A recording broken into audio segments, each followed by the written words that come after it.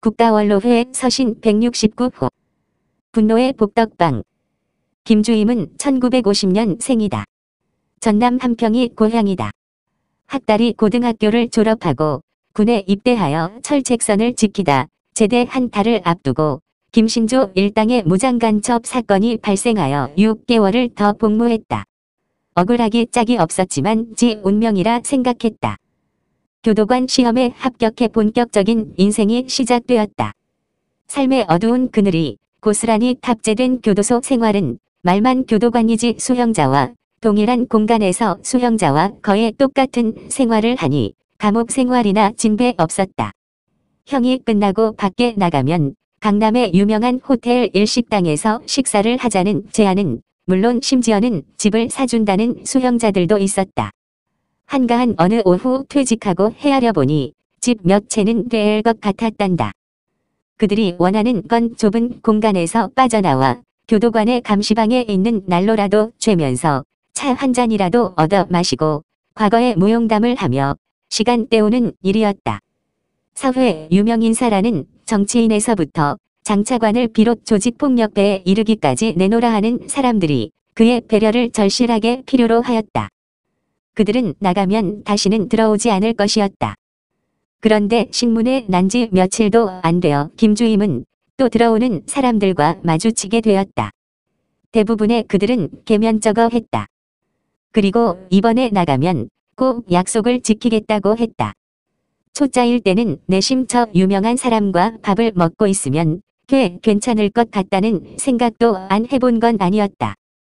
그런 사람은 없었다. 그렇지만 또 제안이 들어오면 아무 말도 않고 난로불을 쬐게 하고 차도 우려주며 웃고 말았다고 했다. 격일제 근무가 일상화된 직업의 틈새를 이용하여 요즘은 고시 수준에 달한다는 부동산 중개사 자격증을 따낸 것도 그때였으니까 벌써 20년 전이었다. 40대에 갓 들어선 아들 두 놈 중 큰 놈은 서울시청에서 7급으로 부식 조달에 관한 행정을 보고 둘째는 동북교육청에서 비슷한 업무에 종사하는데 교도관 중에서는 모두들 자식 잘 키웠다며 부러워한다 했다.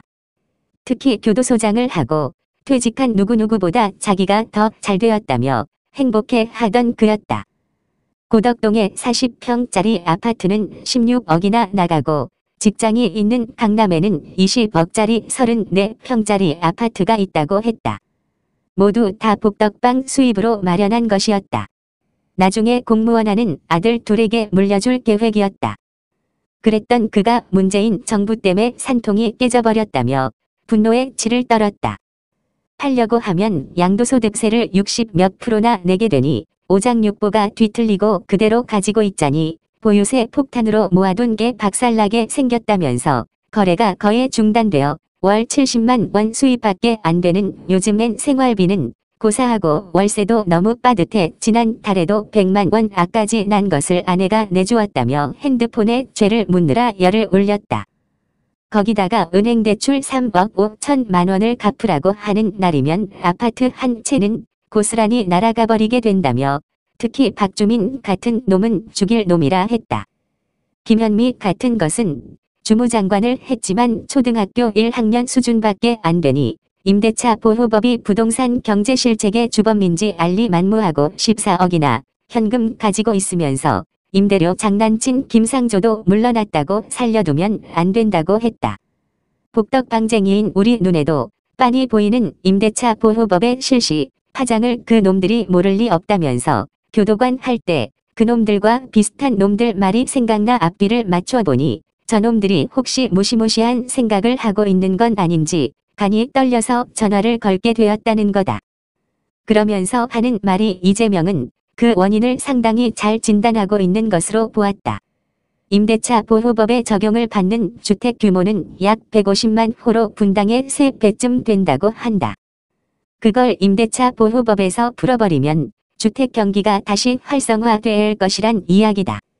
자기 같은 중개업자도 살고 주택값도 하락할 수밖에 없는데 문재인 정부가 그걸 모를 리 있겠냐며 이것들은 나라를 일부러 망하게 해서 김정은에게 바치려고 한다는 것이다. 요즘은 밥 값 아끼느라고 점심도 강남구청 식당에서 4,500원짜리로 때운다고 했다. 이대로 나가면 화병이 나서 자칫 잘못하다간 저것들한테 분풀이 한답시고 자기도 모르게 청와대로 신발짝 벗어던져 교도소에라도 가게 되는 게 아니냐며 실제로 그런 꿈을 꾼 적도 있다고 했다.